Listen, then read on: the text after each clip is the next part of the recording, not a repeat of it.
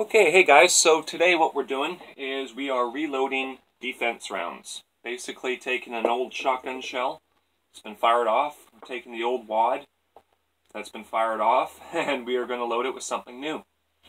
So what we've got here are some new shotgun primers to work with, and we've got double F guage black powder, we have 6mm BBs, we've got 177 BBs. These are for the Daisy Red Ryder BB gun, you all know, or any other kind of BB gun. We're going to load those and this slingshot ammo, and we're going to make it go faster. It's basically the idea. So we're making, this is going to be our end result. We got old wadding, we've got this little pipe, you'll see what I do with this, and we've got some punches here. I've got a powder scale and a soft mallet. So what we need to do is we have to punch out this old primer out of here. So the way we do that is, this one's I had started. We're going to set this in here, set it on the black pipe, punch her out. That's one that's been knocked out. That one needs to be knocked out as well. We might as well go ahead and do it. Set that right there. Knock it out. Now this, push a new one in, just goes in like that. That's all you gotta do. It's pretty simple. They just push in by hand, and if you can't get them in hand, you can just give them a light little tap like so. Keep your hands out of the way, don't be tapping with it in there, because if it does go off, you'll end up with a nice burn. Might as well do this one. We've got the... I'll just knock this out, but I think for the video we'll most likely just make one, because when I make one, you can make many. So, I'll put those aside. We got this one. Whoops, got this one. It's got a new primer. I'm going to take this, and what I'm doing is I'm taking out the crimp first, so we can load it. Make sure this, I like to do about 50 to 60 grain. It takes you just to the top of the brass. We'll open up our GoX. It really only just takes a few minutes to load a shell. It's not a huge chore that a lot of people seem to make it out to be. Oops, just spilling a little bit of it. And just to double check, is you look in here and you run your fingernail from the top of the brass, and you can raise it, and you'll see the powder is sitting right on the edge of the brass here. You don't want it any higher, or you'll have to sleeve it, meaning take a pop can, cut it out so it fits in there, to line the inside to make your brass higher. But for these, we're using this amount of grain, so it'll be perfect. Now we're going to choose a wad to stick in there. This guy looks good, and I like to rotate him in gently, so you're not catching on edge. So that just fits in. And then push it in. And then I take my big punch, I flip it upside down, and I push it in there. And this is where I give it just a, keep your face out of the way, and just give it a light little wrap. All you're doing is just making sure that's snug on the powder.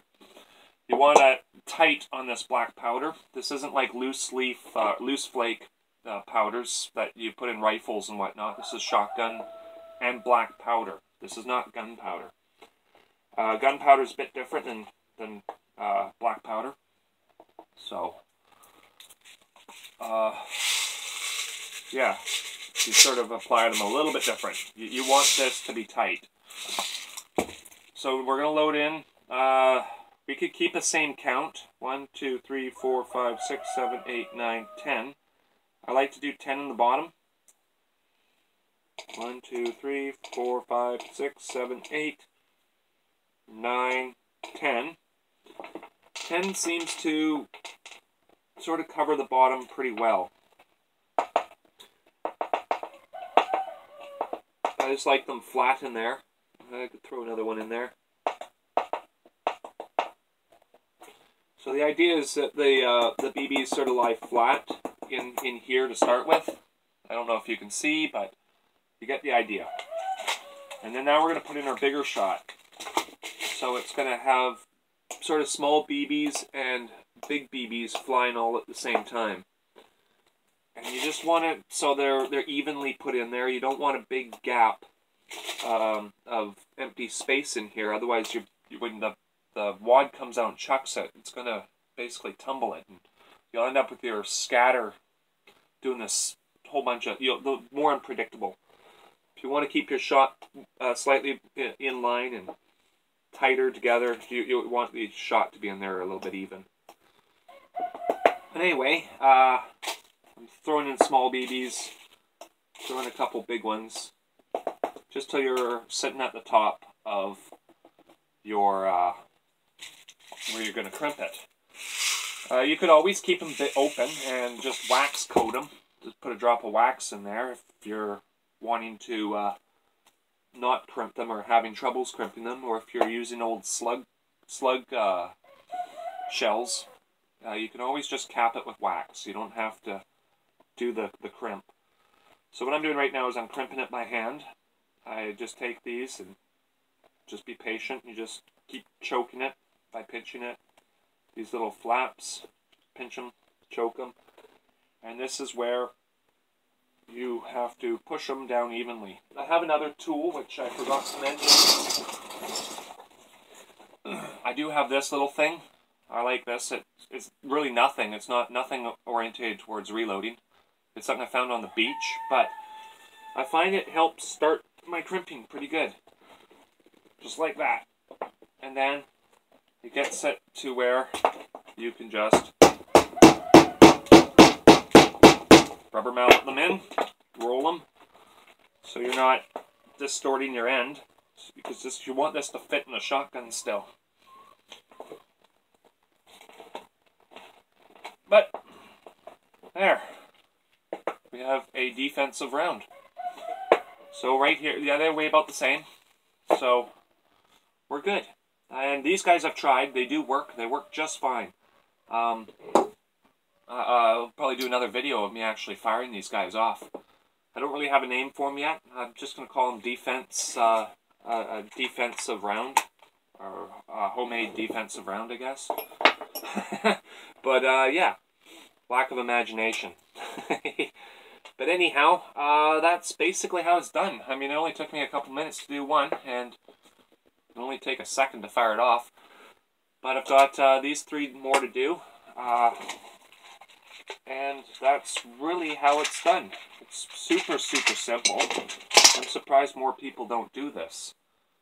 I mean, that just pushes in by hand. It's so easy, this shotgun.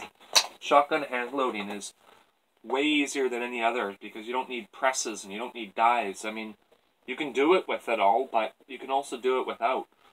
You'll probably get a better result if you use the proper tools. As you can see, I've got a slight little imperfection on the end there.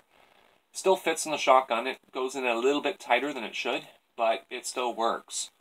So that's one downside to this, but it works for a if you were in a hit the fan scenario or any kind of scenario, like I live on an island, for instance, and it's hard to get to the town and buy ammo all the time, so it's nice to have the ingredients to make your own. So anyways, that's basically what I've got. Homemade defensive round. It's stupid simple, and instead of using gunpowder, we're using black powder. I'm just going to add one last thing and then we're done. And black powder is a little more corrosive than gunpowder. It smokes more and it's a little smellier. So you're probably going to want to clean your gun after shooting for sure. That's one thing I highly recommend after using this product is clean your gun after. It will smell like rotten eggs. So, anyhow, unless you like the smell of rotten eggs, yeah, there you go. Happy shooting.